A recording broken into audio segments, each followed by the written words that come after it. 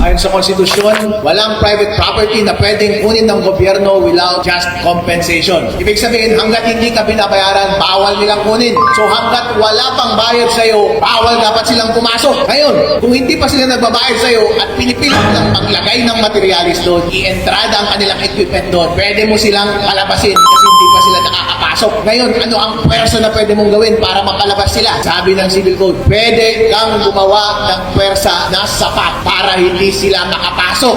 In other words, pwede kang magpaputok ng baril. Pwede mong paputokan yung direksyon nila. Huwag mo lang silang patayin. Kasi may jurisprudence yan, huwag patayin. Pero gumawa ka ng mga hakbang para hindi sila makapasok. Gawan mo ng pader. Kapag pinilit nilang pumasok, kuha ka ng mga kasama mo na may lisensyadong baril, magpabaril kayo sa kanilang direksyon basta hindi sila makapasok. Ngayon, ano ang dapat nilang gawin? Pagsampa dapat sila ng kaso sa korte para pumasok at doon nila ide-deposit yung just compensation at ibabayad sa iyo. Yun, makakakolekta ka. Kung minsan, nagmamadali sila, may requirement na 15%.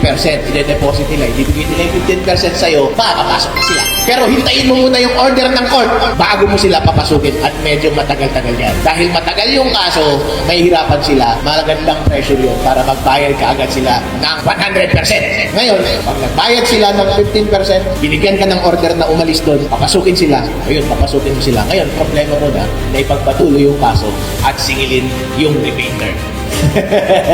Habang naniningil ka ng remainder, ipagpatuloy mo na lang yung kaso and good luck sa'yo. Pero at least, halos sure ka na kasi ang kulang na lang babayaran ka na.